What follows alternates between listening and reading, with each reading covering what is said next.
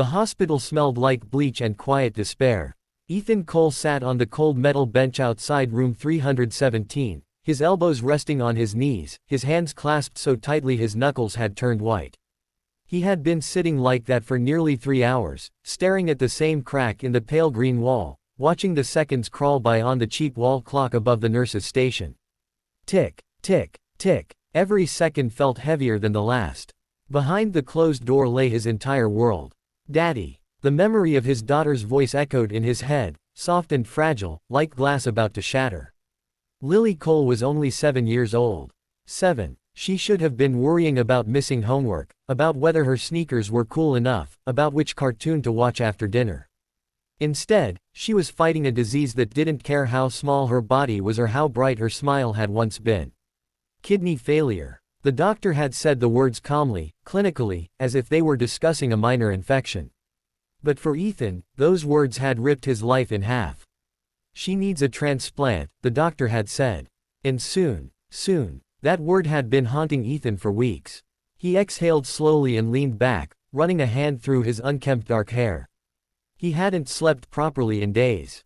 His face was hollow, his eyes ringed with dark circles that no amount of coffee could hide. His clothes, once neat, once pressed, now hung loosely on his frame, wrinkled and worn.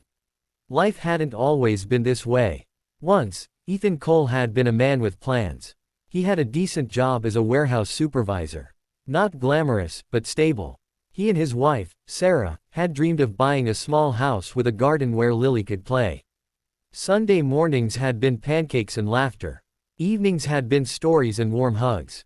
Then came the accident. A rainy night. A slick road. A single moment that stole everything. Sarah had never made it to the hospital. After that, the world had grown quieter. Colder. Ethan became both mother and father overnight. He learned how to braid hair badly, how to pack lunches shaped like hearts, how to smile even when his own heart felt like it was collapsing. And he would have kept going. He would have endured anything. Until Lily got sick. The sound of footsteps snapped him out of his thoughts. A nurse approached, her expression gentle but tired. She had seen too many fathers like Ethan, men hanging onto hope by a thread. "You can go in for a few minutes," she said softly. Ethan stood up so quickly the bench scraped loudly against the floor. "Thank you," he whispered, his voice thick. He pushed open the door. Lily lay in the hospital bed, her small body almost swallowed by the white sheets. Tubes and wires surrounded her like a cage. Her once rosy cheeks were pale, her curls thinner than before. But when she saw him, she smiled. That smile nearly broke him. "Daddy," she said weakly. Ethan crossed the room in 2 long steps and took her hand, careful not to disturb the IV. "Hey, Peanut," he said, forcing cheer into his voice. "How are you feeling today?" She shrugged slightly. "Tired. I know," he murmured, brushing her hair back gently. "You've been very brave." She looked at him with eyes far too wise for her age. "Am I going to be okay?" she asked. The question struck him like a knife. Ethan swallowed hard. "Yes," he said immediately. Too quickly. "Of course you are. I promise." Lily studied his face as if searching for cracks in the lie. Then she nodded. "I believe you," she said. Those words hurt worse than any doubt ever could. Because Ethan wasn't sure anymore. After she fell asleep, he stayed for a few minutes longer, watching the slow rise and fall of her chest. Then, carefully, he slipped his hand away and stepped back into the hallway. That was when the weight finally crushed him. He walked past the nurses, past the elevator, all the way down to the stairwell. As soon as the heavy door closed behind him, he slid down the wall and buried his face in his hands. He didn't cry loudly. He cried silently, the way broken men do, shoulders shaking, breath uneven, tears dripping onto the concrete floor. The transplant list was long. Too long. The cost was impossible. Even with insurance, even with loans, even with selling everything he owned, it wouldn't be enough. Ethan had already sold his car, his wedding ring, his television, his father's old watch. Still, the numbers didn't add up. And time was running out. That night, after Lily had fallen asleep again and the hospital lights dimmed, Ethan sat in the cafeteria with a cup of cold coffee and his phone in his hand. He hesitated. His thumb hovered over the screen. Then, slowly, he typed the words he never thought he would. "Sell kidney." Immediate payment. Healthy adult male. The internet was a dark place, and he knew it. But desperation had a way of destroying pride. Messages came quickly. Some were scams. Some were cruel jokes. Some were outright terrifying. Then one message stood out.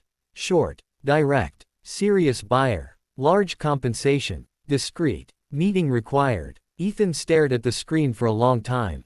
He imagined Lily's smile. He imagined her empty bed. His hands trembled as he typed back. When and where? The building was nothing like Ethan expected. He stood across the street, staring up at a sleek glass tower that pierced the sky like a blade. Luxury cars lined the entrance. Men in tailored suits moved in and out with confidence he no longer recognized. This was not the place where illegal organ deals happened. At least, not in his mind. He checked the address again. It was correct. His palms were sweating as he crossed the street and entered the lobby. The marble floors gleamed. A receptionist looked up at him, her perfectly shaped eyebrows lifting slightly as her eyes scanned his worn jacket and scuffed shoes. "I'm here to see," Ethan hesitated, then read the name from his phone. "Ms. Alexandra Reed." The receptionist's expression changed, not to disdain, but to surprise. "One moment," she said, picking up the phone. Minutes later, a man in a sharp black suit approached. "Mr. Cole?" he asked. "Yes. This way." They rode the elevator in silence. The numbers climbed higher and higher. 30, 40, 50. Ethan's heart pounded with each floor. The doors opened to a floor that looked more like a penthouse than an office. Floor-to-ceiling windows revealed the city stretched out below, glittering and distant. The man gestured toward a large wooden door. "She's waiting for you." Ethan took a deep breath and stepped inside. Behind a massive desk sat a woman in her early 30s, her posture straight, her presence commanding. Her dark hair was pulled back neatly, her suit flawless. She looked up from a document and met his eyes. Those eyes were sharp, calculating, dangerously calm. Alexandra Reed, CEO, billionaire, known in business circles as ruthless, brilliant, untouchable. She studied Ethan for a long moment, then gestured to the chair across from her. "Sit," she said. Ethan obeyed. She picked up a pen and tapped it once against the paper. "You're here to sell a kidney," she said bluntly. He nodded. "Yes. Why?" He didn't hesitate. "My daughter is dying." Something flickered in her eyes. Just for a second, she slid a document across the desk toward him. "This is the contract," she said. "Compensation, medical arrangements, confidentiality." Ethan glanced at the number. His breath caught. It was more money than he had ever seen in his life. Enough to save Lily. Enough to change everything. His hands shook as he reached for the pen. Alexandra watched him closely. "Before you sign," she said quietly, "there's one more condition." Ethan looked up. "What condition?" She leaned forward slightly. Her voice was calm when she spoke. "Marry me." Ethan froze. The pen slipped from his fingers and clattered onto the desk. "What?" he whispered. Alexandra picked up the pen slowly and placed it back in front of him.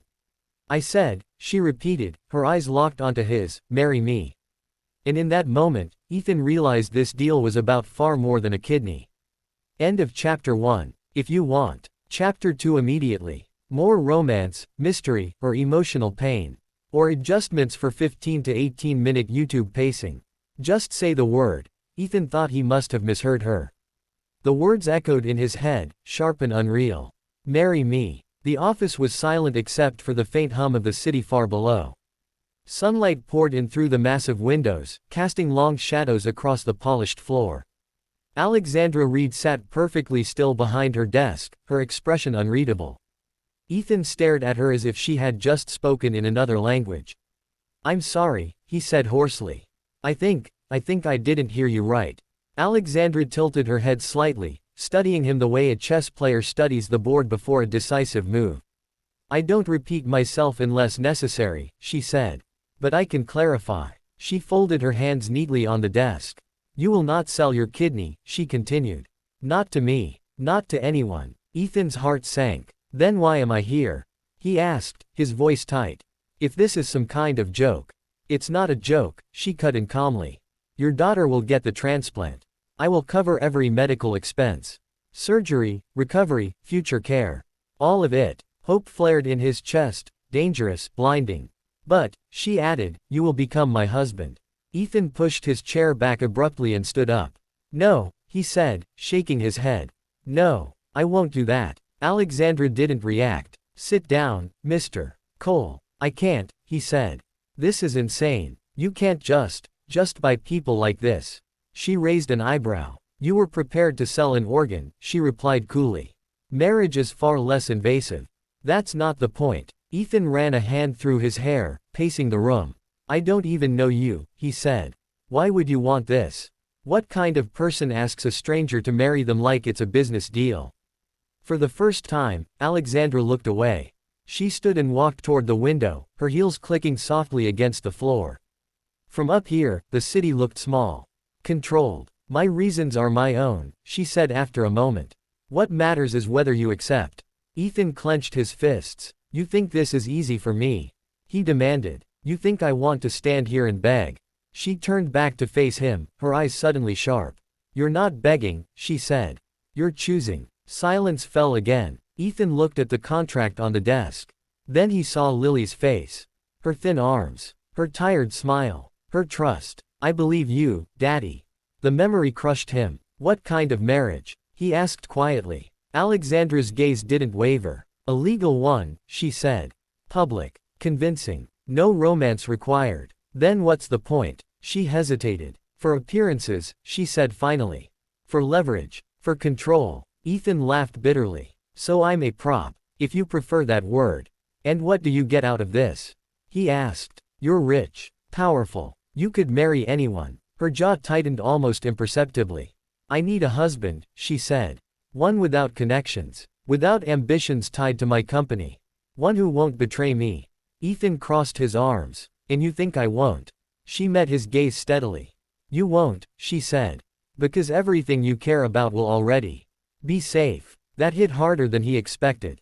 She walked back to the desk and slid a second document toward him. This outlines the terms, she said. 1 year. After that, we reassess. 1 year, Ethan repeated. You will live with me, she continued. Appear at events. No interviews without approval. No discussing the arrangement. And Lily. She will receive the best care in the country, Alexandra said. Private doctors. Immediate transplant. Ethan closed his eyes. This wasn't a proposal. It was a bargain with the devil. What if I say no? He asked. Alexandra's voice softened, just slightly. Then you walk out, she said. And I wish you luck. He knew what that meant. Luck wouldn't save Lily. Ethan sat back down slowly. His hands were shaking again as he picked up the pen. This doesn't make us real, he said. You understand that, right? Alexandra nodded. Completely. He looked at her one last time. You don't get to control how I feel, he said quietly. Even if I sign. Something unreadable crossed her face. I wouldn't dare, she replied. Ethan signed. The sound of the pen scratching against paper felt like a door closing behind him. Alexandra took the contract, scanned it, then stood and extended her hand. Congratulations, she said. Mr. Reed. Ethan hesitated before shaking it. Her grip was firm, warm, human, a strange detail he hadn't expected. The hospital room was brighter that evening. Lily was sitting up when Ethan entered, color faintly returning to her cheeks. When she saw him, her face lit up. Daddy, she said. He rushed to her side. Guess what, Peanut, he said, smiling for the first time in days. We found a donor. Her eyes widened. Really? Really? When? Soon, he said. Very soon. She squeezed his hand. I knew you'd fix it, she said sleepily. Ethan turned away so she wouldn't see his eyes fill with tears. Later that night, his phone buzzed. A message from an unknown number. Alexandra Reed. The surgery is scheduled. Pack your things. Tomorrow, you move in. Ethan stared at the screen. He had saved his daughter. But he had just traded his freedom. And somewhere deep inside, a quiet voice whispered a terrifying question. What if this marriage changes more than just his life? End of chapter 2. If you want, next I can. Introduce secrets from Alexandra's past. Chapter 3. Add slow burn romance tension. Or raise the danger in corporate drama.